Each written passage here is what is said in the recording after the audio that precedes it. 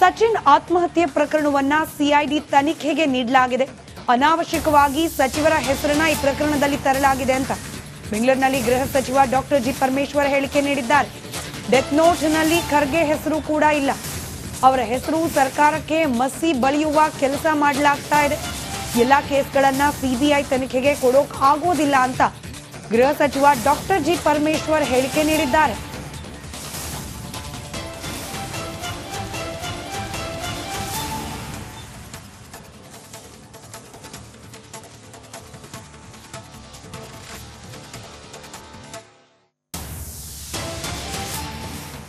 ಗುಲ್ಬರ್ಗಾದಲ್ಲಿ ಪ್ರಿಯಾಂಕಾ ಖರ್ಗೆ ಅವರ ಮೇಲೆ ಆರೋಪ ಮಾಡಿದ್ದಾರೆ ಭಾರತೀಯ ಜನತಾ ಪಾರ್ಟಿಯವರು.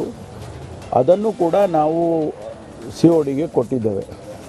ಇವತ್ತು 10:30 11 ಗಂಟೆಗೆ ಕಚೇರಿಗಳು ತೆಗೆದ ಮೇಲೆ ಆದೇಶವನ್ನು ಹೊರಡಿಸ್ತೇವೆ.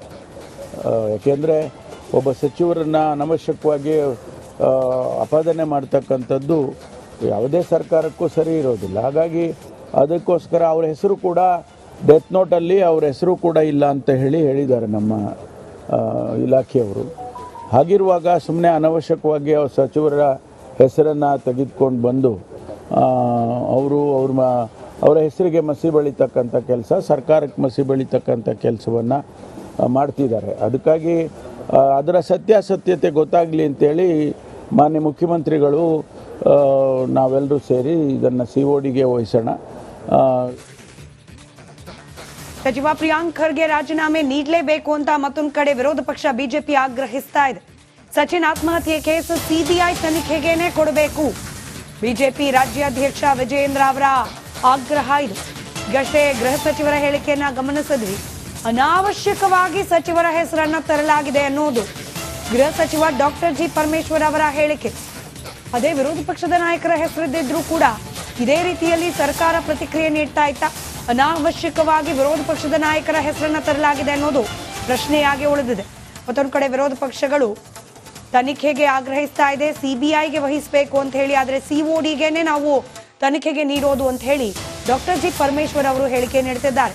ಮತ್ತೊಂದು ಕಡೆ ಸಚಿನ್ ಅವರ ಕುಟುಂಬಕ್ಕೆ ಸೂಕ್ತ ಭದ್ರತೆಯನ್ನ ನೀಡಬೇಕು, 1 ಕೋಟಿ ಪರಿಹಾರ ನೀಡಬೇಕು ಅಂತ ಕೂಡ ಬಿಜೆಪಿ ರಾಜ್ಯಾಧ್ಯಕ್ಷ ವಿಜಯೇಂದ್ರ ಆಗ್ರಹಿಸಿದ್ದಾರೆ. ಹಾಗಾಗಿ ಮೊದಲದಾಗಿ ನಾ ಹೇಳ್ತಕ್ಕಂಥದ್ದು, ಮಾನ್ಯ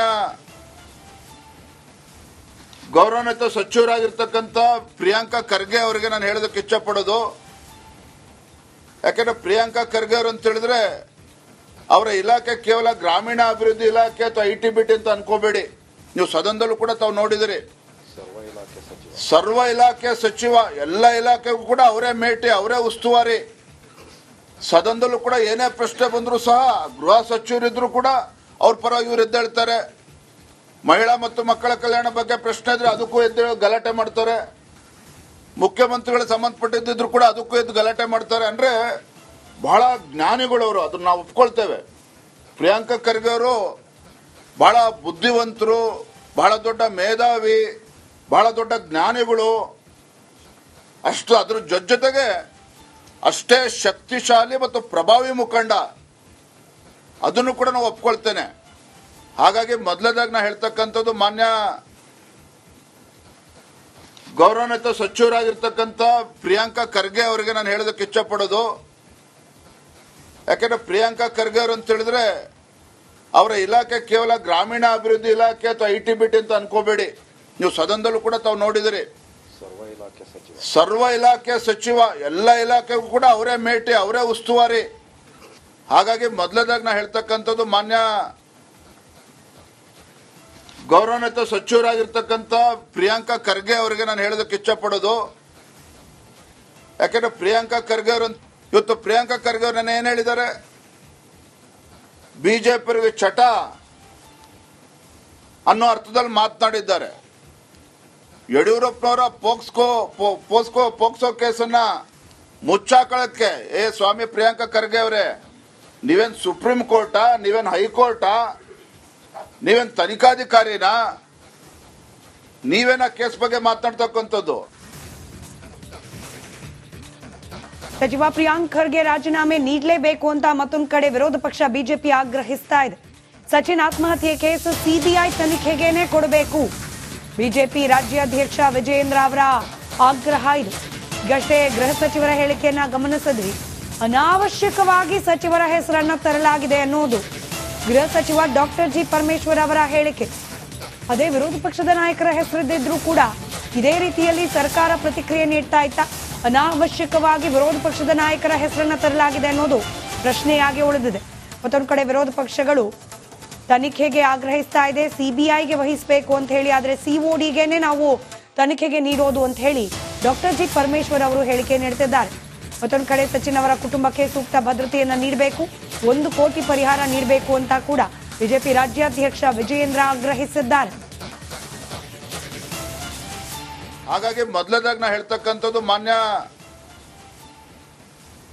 ಗೌರವಾನ್ವಿತ ಸಚಿವರಾಗಿರ್ತಕ್ಕಂಥ ಪ್ರಿಯಾಂಕಾ ಖರ್ಗೆ ಅವರಿಗೆ ನಾನು ಹೇಳೋದಕ್ಕೆ ಇಚ್ಛಪಡೋದು, ಯಾಕೆಂದ್ರೆ ಪ್ರಿಯಾಂಕಾ ಖರ್ಗೆ ಅವರು ಅಂತ ಹೇಳಿದ್ರೆ ಅವರ ಇಲಾಖೆ ಕೇವಲ ಗ್ರಾಮೀಣ ಅಭಿವೃದ್ಧಿ ಇಲಾಖೆ ಅಥವಾ ITBT ಅಂತ ಅನ್ಕೋಬೇಡಿ. ನೀವು ಸದನದಲ್ಲೂ ಕೂಡ ತಾವು ನೋಡಿದಿರಿ, ಸರ್ವ ಇಲಾಖೆ ಸಚಿವ, ಎಲ್ಲ ಇಲಾಖೆಗೂ ಕೂಡ ಅವರೇ ಮೇಟಿ, ಅವರೇ ಉಸ್ತುವಾರಿ. ಸದನದಲ್ಲೂ ಕೂಡ ಏನೇ ಪ್ರಶ್ನೆ ಬಂದರೂ ಸಹ ಗೃಹ ಸಚಿವರಿದ್ರು ಕೂಡ ಅವ್ರ ಪರವಾಗಿ ಇವರು ಎದ್ದೇಳ್ತಾರೆ. ಮಹಿಳಾ ಮತ್ತು ಮಕ್ಕಳ ಕಲ್ಯಾಣ ಬಗ್ಗೆ ಪ್ರಶ್ನೆ ಇದ್ರೆ ಅದಕ್ಕೂ ಎದ್ದು ಗಲಾಟೆ ಮಾಡ್ತಾರೆ. ಮುಖ್ಯಮಂತ್ರಿಗಳಿಗೆ ಸಂಬಂಧಪಟ್ಟಿದ್ರು ಕೂಡ ಅದಕ್ಕೂ ಎದ್ದು ಗಲಾಟೆ ಮಾಡ್ತಾರೆ. ಅಂದ್ರೆ ಬಹಳ ಜ್ಞಾನಿಗಳು ಅವರು, ಅದನ್ನ ನಾವು ಒಪ್ಕೊಳ್ತೇವೆ. ಪ್ರಿಯಾಂಕಾ ಖರ್ಗೆ ಅವರು ಬಹಳ ಬುದ್ಧಿವಂತರು, ಬಹಳ ದೊಡ್ಡ ಮೇಧಾವಿ, ಬಹಳ ದೊಡ್ಡ ಜ್ಞಾನಿಗಳು. ಅಷ್ಟು ಅದ್ರ ಜೊತೆಗೆ ಅಷ್ಟೇ ಶಕ್ತಿಶಾಲಿ ಮತ್ತು ಪ್ರಭಾವಿ ಮುಖಂಡ, ಅದನ್ನು ಕೂಡ ನಾವು ಒಪ್ಕೊಳ್ತೇನೆ. ಹಾಗಾಗಿ ಮೊದಲದಾಗಿ ನಾ ಹೇಳ್ತಕ್ಕಂಥದ್ದು, ಮಾನ್ಯ ಗೌರವಾನ್ವಿತ ಸಚಿವರಾಗಿರ್ತಕ್ಕಂಥ ಪ್ರಿಯಾಂಕಾ ಖರ್ಗೆ ಅವರಿಗೆ ನಾನು ಹೇಳೋದಕ್ಕೆ ಇಚ್ಛಪಡೋದು, ಯಾಕೆಂದ್ರೆ ಪ್ರಿಯಾಂಕಾ ಖರ್ಗೆ ಅವರು ಅಂತ ಹೇಳಿದ್ರೆ ಅವರ ಇಲಾಖೆ ಕೇವಲ ಗ್ರಾಮೀಣ ಅಭಿವೃದ್ಧಿ ಇಲಾಖೆ ಅಥವಾ ITBT ಅಂತ ಅನ್ಕೋಬೇಡಿ. ನೀವು ಸದನದಲ್ಲೂ ಕೂಡ ತಾವು ನೋಡಿದಿರಿ, ಸರ್ವ ಇಲಾಖೆ ಸಚಿವ, ಎಲ್ಲ ಇಲಾಖೆಗೂ ಕೂಡ ಅವರೇ ಮೇಟಿ, ಅವರೇ ಉಸ್ತುವಾರಿ. ಹಾಗಾಗಿ ಮೊದಲದಾಗಿ ನಾ ಹೇಳ್ತಕ್ಕಂಥದ್ದು, ಮಾನ್ಯ ಗೌರವಾನ್ವಿತ ಸಚಿವರಾಗಿರ್ತಕ್ಕಂಥ ಪ್ರಿಯಾಂಕಾ ಖರ್ಗೆ ಅವರಿಗೆ ನಾನು ಹೇಳೋದಕ್ಕೆ ಇಚ್ಛಪಡೋದು, ಯಾಕೆಂದ್ರೆ ಪ್ರಿಯಾಂಕಾ ಖರ್ಗೆ ಅವರು ಇವತ್ತು ಪ್ರಿಯಾಂಕಾ ಖರ್ಗೆ ಅವರು ಏನ್ ಹೇಳಿದ್ದಾರೆ, ಬಿಜೆಪಿಯವರಿಗೆ ಚಟ ಅನ್ನೋ ಅರ್ಥದಲ್ಲಿ ಮಾತನಾಡಿದ್ದಾರೆ. ಯಡಿಯೂರಪ್ಪನವರ ಪೋಕ್ಸೋ ಕೇಸನ್ನ ಮುಚ್ಚಾಕಳಕ್ಕೆ, ಸ್ವಾಮಿ ಪ್ರಿಯಾಂಕಾ ಖರ್ಗೆ ಅವರೇ, ನೀವೇನ್ ಸುಪ್ರೀಂ ಕೋರ್ಟಾ, ನೀವೇನ್ ಹೈಕೋರ್ಟಾ, ನೀವೇನ್ ತನಿಖಾಧಿಕಾರಿನಾ, ನೀವೇನ ಕೇಸ್ ಬಗ್ಗೆ ಮಾತನಾಡ್ತಕ್ಕಂಥದ್ದು?